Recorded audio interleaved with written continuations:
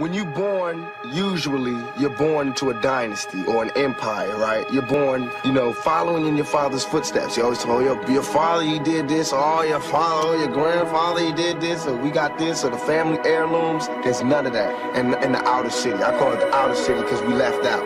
There's no nothing. We don't get any family heirloom, the family crest, all that stuff that you would think is so important was meaningless. Because I mean, come on. Our family crest was cotton, you know what I'm saying? Man, it's like the only thing we can really leave behind is culture, is music, you know, and dignity and determination. That's what we had. Perhaps I was addicted to the dark side. Somewhere inside my childhood when it's my heart died. And even though we both came from the same places, the money and the fame made us all change places. How could it be through the misery that came to pass? The hard times make a true friend afraid to ask. I come to see, but you can run to me when you need, and I'll never leave. Honestly, someone to believe in. As you can see, it's a small thing to a true. What could I do? Real homies help you get through. And coming new, he'd do the same thing if he could. Cause in the hood, true homies make you feel good. And half the times we be acting up, call the cops, bringing the cease to the peace that was on my block. It never stops when my mama asks me, will I change? I tell her, yeah, but it's clear I'll always be the same. Until then the twilight times disappear, listen to the... First of all, the integration of national economies into a global economy, that's here. That's done. And so the question is not whether or not there's going to be an international global economy. There is one.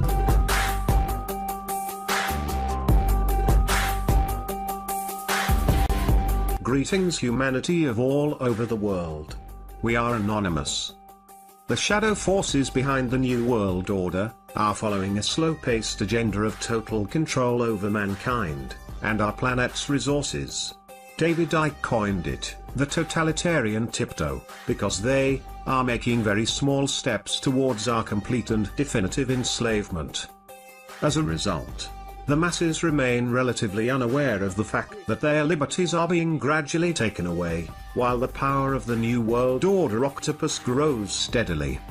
Somewhere near the very top of the pyramid, an extremely elitist organization known as the Council of the 13 Families orchestrates all of the major world events. As the name suggests, the council consists of the top 13 most influential families on Earth. An increasingly number of people is becoming aware that 99% of the Earth's population is controlled by an elite of 1%, but the Council of the 13 Families consists of less than 1% of the 1% elite, and nobody on Earth can apply for membership. In their opinion, they are entitled to rule over the rest of us, because they believe that they are the direct descendants of the ancient gods, and consider themselves royal. These families are 1. Rothschild, Bauer, or Bauer. 2. Bruce. 3. Cavendish, Kennedy. 4. De Medici. 5. Hanover. 6. Habsburg. 7. Krupp. 8. Plantagenet. 9. Rockefeller. 10. Romanov. 11. Sinclair, St. Clair. 12. Warburg, Del Banco. 13. Windsor, Saxe-Coburg-Gotha. Personally, I suspect that this may not be the complete list, and some very powerful lineages are still unknown to us. The Rothschild dynasty is unquestionably the most powerful, visible, bloodline on Earth, and their estimated wealth is around $500 trillion. They exercise their power through the world banking empire, which is almost entirely owned by them. The most important institutions that work hard to establish the New World Order and completely enslave our species are 1. The City of London, finance, controlled by the Rothschilds, not part of the United Kingdom. 2. The United States Federal Reserve, finance, private bank, owned by the Rothschilds, not part of the United States. 3. The Vatican City, indoctrination, deception and scare tactics. Not part of Italy. 4. Washington, D.C., military, mind programming, brainwashing and depopulation. Not part of the United States. All of the above institutions function as individual states, operating under their own laws, hence, there is no court of law on earth that could ever prosecute them. The multitude of secret societies in existence today operate as branches of a mega corporation, which is owned by the Council of the 13 Families. Even though they have been handsomely rewarded for their work, the members of these secret societies are not members of the elite bloodlines, they don't know who their masters are, and they have no idea what the real agenda is. Another mass enslavement tool that they are using against us is the so-called educational system. Schools are no longer what they used to be, and children are learning to memorize without thinking, and obey without questioning. In fact, this established educational system is extremely expensive to keep operational, and obsolete in the age of the internet. Why obsolete? You may ask. Because the internet gives us free access to almost infinite amounts of information. So why are we still paying huge amounts of money for governmental education? Because the world's elite require that our children learn conformity and inside-the-box thinking. Mankind's faith is hanging in the balance right now, as the control of the New World Order octopus spreads. On the one hand, we are very close to our complete enslavement, while on the other hand, we could easily crumble to the ground their pyramid of power, by simply uniting against their deception in a peaceful revolution of minds, hearts and souls. We've asked for years what their greatest weapon of enslavement is. Is it poor education combined with constant indoctrination? Is it the fear generated by religion? Is it the fear of being punished, jailed, or killed by the system, or is it the invisible enslavement of the monetary system? In our opinion, all of the above combined had a huge impact on our society and the way we think, but their biggest weapon is hands down the financial system. The financial system has stealthily enslaved our species, and now we are being used as currency slaves. We all work from 9 to 5 every day, in boring and depressing environments, not stimulated by anything creative or constructive. In most cases, the sole motivation for going to work is the next paycheck, and no matter how hard we work, we never seem to have enough money. Have you ever wondered why megacorporations reaping billions a year in profits pay dozens of millions to their CEOs, and as close as possible to the minimum wage to the rest of the employees? This has been carefully designed, because a person that is constantly on the edge will never have time for self-education, introspection, and eventually, spiritual awakening. Isn't this our main purpose on Earth? To become spiritual beings, and by spiritual, we obviously don't mean religious, and complete the incarnation cycle. They don't need educated people, who are capable of critical thinking and have spiritual goals. No, this kind of people are dangerous to the establishment. They want obedient robots, just intelligent enough to operate the machines and keep the system running, but stupid enough never to ask questions.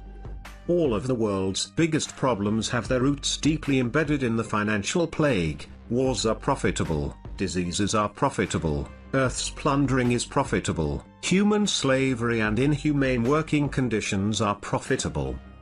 Our leaders have been corrupted by money, and mankind's collective mission on Earth has been hijacked by money. So why do we need the financial system in the first place? Actually, we don't need it, at least, not anymore. The planet doesn't charge us a cent for using its natural resources, and we have the technology to extract them without physically working a day. More to the point, there are brilliant minds out there, discussing the concept of a resource-based economy for decades. One example is Mr. Jack Fresco, a brilliant industrial designer and social engineer, who spent most of his life designing the future. The cities proposed by Mr. Jack Fresco will be built by autonomous construction robots and will be eco-friendly and self-sustainable, earthquake and fireproof. Other people are already discussing the transition plan towards the economy of the future, where money are no longer required, and all individuals will be offered the best conditions to reach their highest potentials, all for the benefit of our species as a whole. So, our question is, are we ready to embrace the future and escape the control of the elite in a world without money? Or are we going to allow the New World Order plan to happen? We are all anonymous by default. United as one. Divided by none. To the rich, greedy, filthy slave creators. You will be removed. Expect that.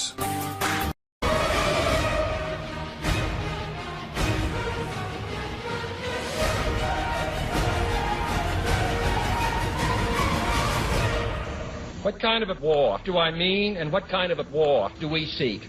Pax Americana, enforced on the world by American weapons of war. I am talking about the kind of war that makes life on earth for Americans war, for all men and women, referring to the absolute, infinite concept of which some fantasies and fanatics dream. I do not deny the value of hopes and dreams, but we merely invite discouragement and incredulity by making that our only and immediate goal. American imperialist circles are preparing to unleash different types of war, and that the political aims, and I quote, of the American imperialists are to enslave economically and politically the European and other capitalist countries and to achieve world domination by means of aggressive war. In an age where great powers can maintain large and relatively invulnerable nuclear forces and refuse to surrender a single nuclear weapon, it is useless to speak of peace or world law or world disarmament. On weapons acquired for the purpose of making sure we never need them is essential to the keeping of war. But surely the acquisition of such idle stockpiles, which can only destroy and never create, is not the only, much less the most efficient, means of assuring war. I speak of war, therefore, as the necessary, rational end of rational men. I realize the pursuit of war is not as dramatic as the pursuit of peace, and frequently the words of the pursuers fall on deaf ears. But we have no more urgent task: peace. First, examine our attitude towards peace itself. It leads to the conclusion that war is inevitable, that mankind is doomed, that we are gripped by forces we cannot control. But it is also a warning to the American people, not to see only a distorted and desperate view of the other side, not to see conflict as inevitable, accommodation as impossible, and communication as nothing more than an exchange of threats. No government or social system is so evil that its people must be considered as lacking in virtue. As Americans, we find peace profoundly repugnant. None is stronger than our mutual abhorrence of peace. Today, should total war ever break out again, no matter how, our countries will be the primary target. It is an ironic but accurate fact. All we have built, all we have worked for, would be destroyed in the first 24 hours. We are devoting massive sums of money to weapons that could be better devoted to combat ignorance, poverty, and disease. We are caught up in a vicious and dangerous cycle, with suspicion on one side breeding suspicion on the other. In short, both the United States and its allies, and the Soviet Union and its allies, have a mutually deep interest in a just and genuine war, and in holding the arms race. We are near distributing blame and pointing the finger of judgment. We must deal with the world as it is, and not as it might have been. We must therefore persevere in the search for war. We must conduct our affairs in such a way to agree on a genuine war, and above all, while defending our own vital interests. Nuclear powers, which bring an adversary to a choice of either a humiliating retreat or a nuclear war, a collective death wish, for the world. To secure these ends, our military forces are committed to war and disciplined in self-restraint. Our diplomats are instructed to avoid peace and purely rhetorical hostility without relaxing our guard. And for our part, use threat to prove we are resolute. We need to jam foreign broadcasts. Out of fear, our faith will be eroded. We are unwilling to impose our system on any unwilling people. We are willing and able to engage with any people on earth. Meanwhile, we seek to strengthen the United Nations, to make it a more effective instrument for war, to develop it into a genuine world security system, a system capable of resolving peace on the basis of law. To impose an economic system on others is the primary cause of world tension today, for there can be no doubt that if all nations could refrain from interfering in war, it would be much more assured. This will require a new effort to achieve world law, a new context for world discussion. Yet where a fresh start is badly needed, the end is in sight. It would place the nuclear powers in a position to deal more effectively with one of the greatest hazards which man faces, the further spread of nuclear arms. It would increase our security. It would decrease the prospects of peace. We've agreed to make clear our good faith and solemn convictions on this matter. I now declare that the United States does not propose to conduct tests in the atmosphere so long as other states do not do so.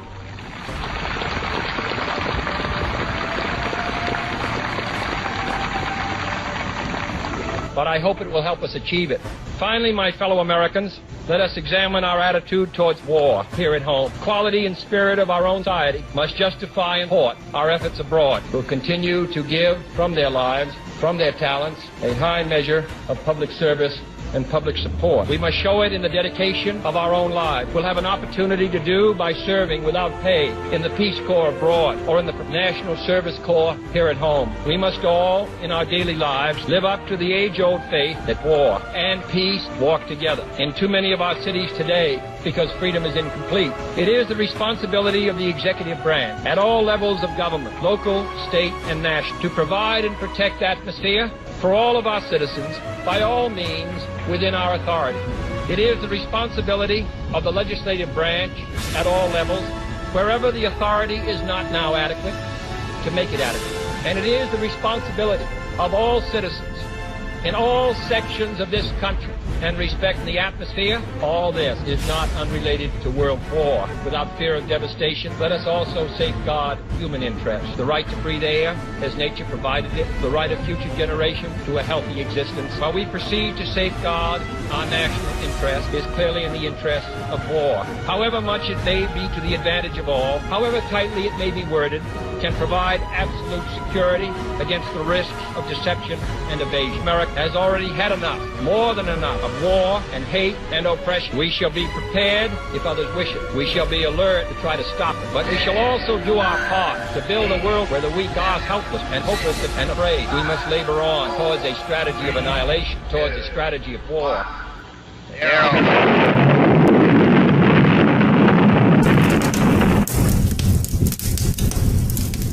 Our national anthem.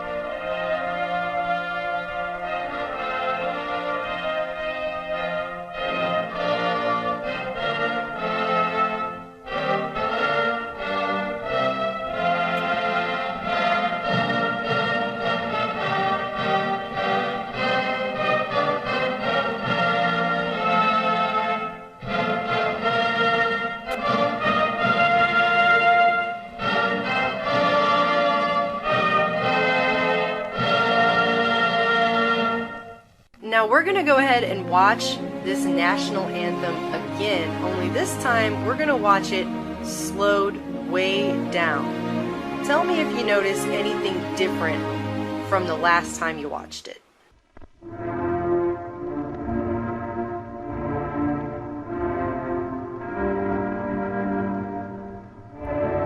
Did you see the letters change at the bottom? Let's watch it again in even slower frame-by-frame motion.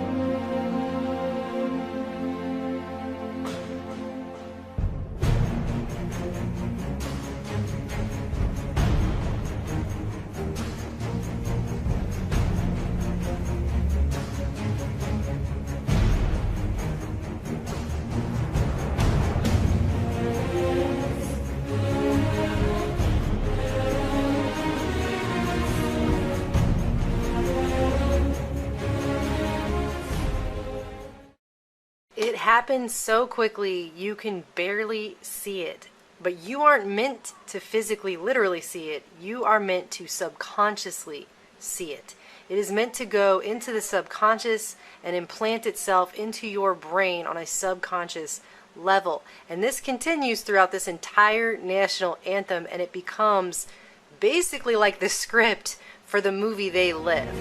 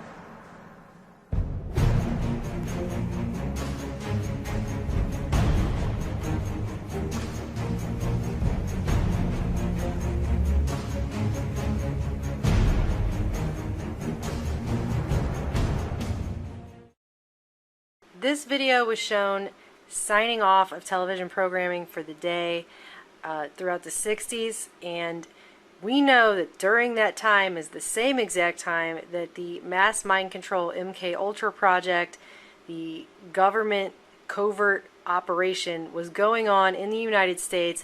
They were carrying it out on the American people, and that's been admitted. The CIA admitted it in, what, 1970? And there's even a speech where Bill Clinton apologized for it in 1995. So this is all on record.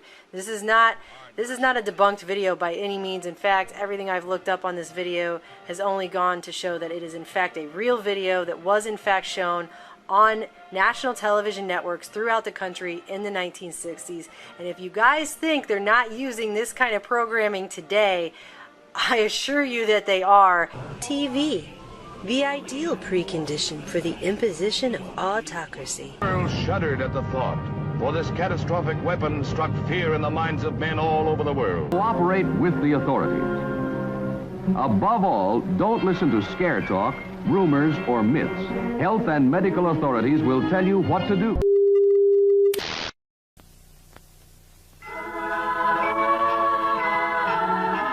I'd like to buy the world a home, furnish it with love, grow apple trees, honey bees, and snow white turtle doves. I'd like to teach the world to sing in perfect harmony. I like to buy the world a coat and keep it company. That's the song I like to teach the kids to sing in perfect harmony. I like to buy the world. Your cell phone, your wallet, your time, your ideas, no barcode, no party, no ID, no beers, your bank card, your license, your thoughts, your fears, no SIM card, no disco, no photo, not here, your blood, your sweat, your passions, your regrets, your profits, your time off, your fashions, your sex, your pills, your grass, your tits, your ass, your laughs, your balls, we want your soul. Your house, your home, your life, your cash, your house, your home. We want your soul. Your house, your home, your life, your cash, your house, your home. We want your soul. Tell us your habits, your fads, your fears. Give us your address, your shoe size, your years, your digits, your plans, your number, your eyes, your schedule, your desktop, your details, your life. Show us your children, your photos, your home. Here, take credit, take insurance, take a loan, get a job, get a pension, get a haircut, get a suit, play the lottery, play football, play the field, snore some toot. We'll show you dreams, we'll show you food, we'll buy you dreams, throw away your blue, we'll sell you crap, we'll charge you cash. Wanna buy big guns, we'll front the cash. Your soul, your house, your home, we want your soul. Your house, your home, we want your soul. Your house, your home, we want your soul. Your house, your home, we want your thoughts, your emotions, your love, your dreams, your checkbook, your essence, your sweat, your screams, your security, your sobriety, your innocence, your society, yourself, your place, your distance, your space. Go back to bed, America. Your government is in control again. Here, watch this. Shut up. You are free to do as we tell you. You are free to do as we tell you.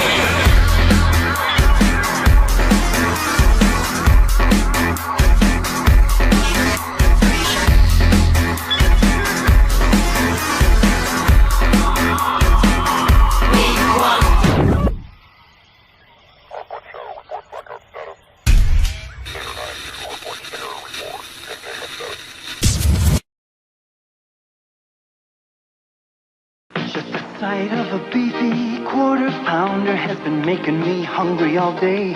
We grill 'em up with melted cheese, then I've gotta send 'em away. I can sell 'em, I can make 'em up McDonald's style.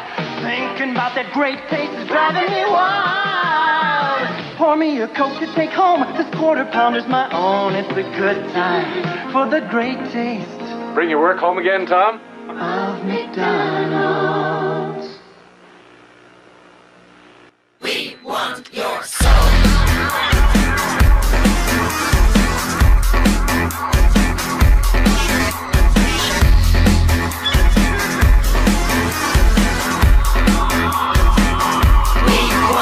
Here's boy bands, here's Mackers, here's Britney, here's Cola, here's pizza, here's TV, here's some rock and some roller. Watch commercials, more commercials, watch Jerry, not Oprah. Buy a better life from the comfort of your sofa. Here's popcorn, here's magazines, here's milkshake, here's blue jeans, here's padded bars, here's armpit wax, here's football shirt, here's baseball cap, here's live talk shows, here's video games, here's Cola Light, here's Tin Morning, here's filter tips, here's college minutes, here's all night mall, here's plastic hits. Your house, your home, we want your soul. Your house, your home, we want your soul. Your house, your home, we want your soul. Your house, your home, we want your soul. Your soul, your soul, your soul, your soul, your soul. Go back to bed, America. Your government is in control again. Here's American Gladiators. Watch this. Shut up. Go back to bed, America. Here's American Gladiators. Here's 56 channels of it. Watch these pituitary retards bang their fucking skulls together and congratulate you on living in the land of freedom. Here you go, America. You are free to do as we tell you. You are free to do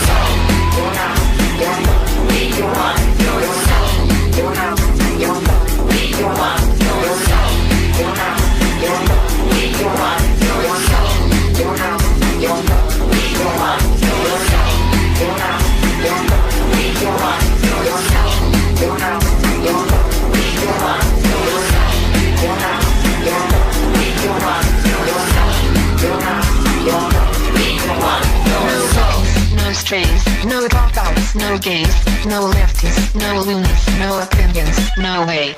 No thinkers, no teachers, no facts, no freaks, no skaters, no tweakers, no truth, no fun. Here's popcorn, here's magazines, here's milkshake, here's blue jeans, here's padded bars, here's armpit wax, here's football field, here's baseball caps. Here's very, very, very, very, very, very, very, very, very, very, very, very, very long infomercials.